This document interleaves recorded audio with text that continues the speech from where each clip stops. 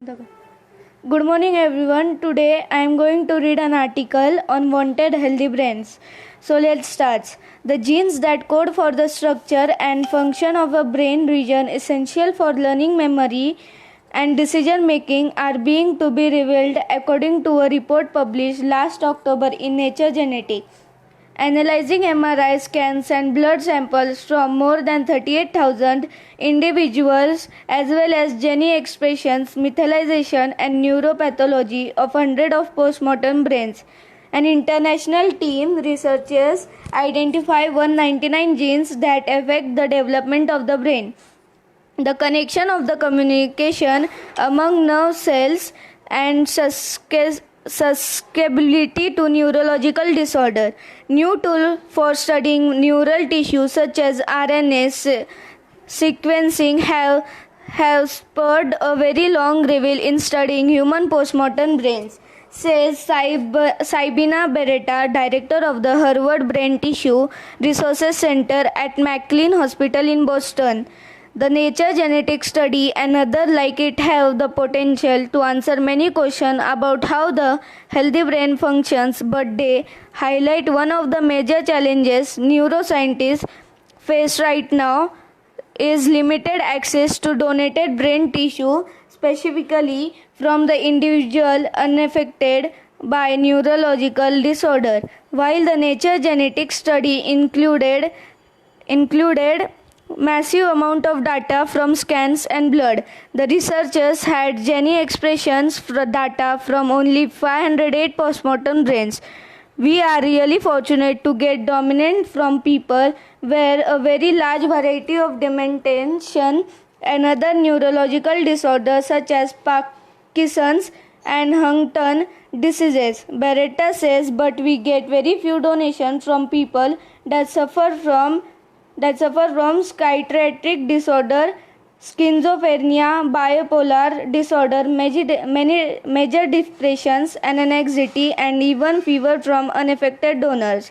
As the result, brain banks are reaching out of the region, groups, and also scientific communities not tied to any particular neurological conditions to increase donation of healthy brains.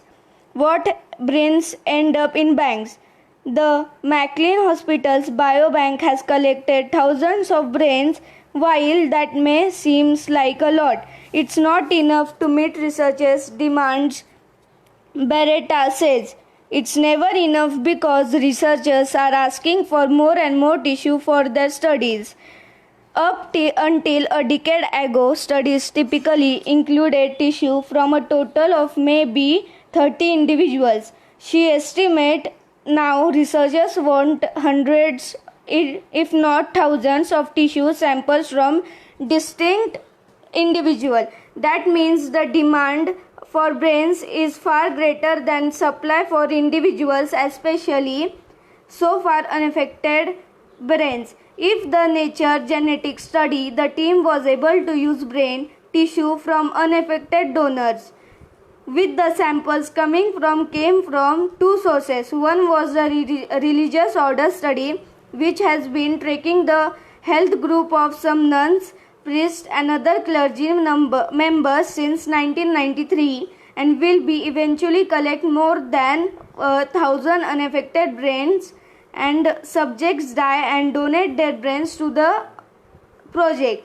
The other was the Rush Memory and Against project, started in 1997 to build a code of diverse people who agreed to early health testing and unlimitedly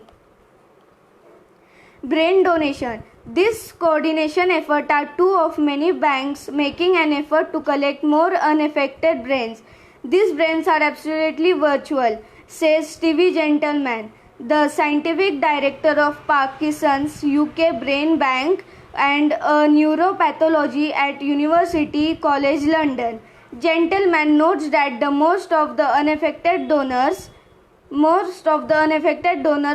currently signed up in the Parkinson's UK Brain Bank are siblings or spouse of donors who have or had Parkinson's diseases. These are good control of Parkinson's studies because they are aged matched and live in similarly environments to those with neurodegeneration. The drawback is, of course, that with no neurological disease they tend to live longer, sometimes much longer than those with brain diseases, he says. By the time researchers are able to examine the unaffected brains, the donors may be in their 80s or 90s, making their brains hard to compare to those of individuals who died in their 50s and 60s. Age also affects banking in another way. There aren't many samples from children and young adults, says National Institution of Mental Health Program Officer Abigail Abidesi Soyombo Shola. This is very sensitive issue. She says explaining the request for a child brain came only hours after death. At the same time, it is an area of need. Many questions about brain development from infancy or to adulthood in humans remains unanswered, and childhood and adolescence are periods when autism and psychiatric disorder develop. Better understanding the genetics and biochemistry of the children's brains unaffected by those disorders might lead to better treatment. Soyombo Shola says donation from young adults individuals in their 20s to 30s would also be helpful because these people have not yet experienced significant aging. Beretta notes these brains would reveal a lot about what happens as people get older, even when they don't show obvious signs of dementia or other neurological disorder. Ethnic diversity is also in demand. Beretta adds, most donations today are from individual or European descent. She says some come from people of African or Asian descent, but very few from Latinx population. Now, second point is how are brains donated?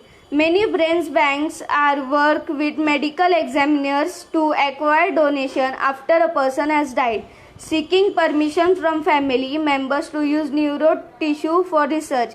But brain banks have been working to acquire donation before a person dies. In 2013, the National Institute of Health launched by the NeuroBiobank, a network of brains bank contracted to make the tissue more accessible to neuroscience investigators.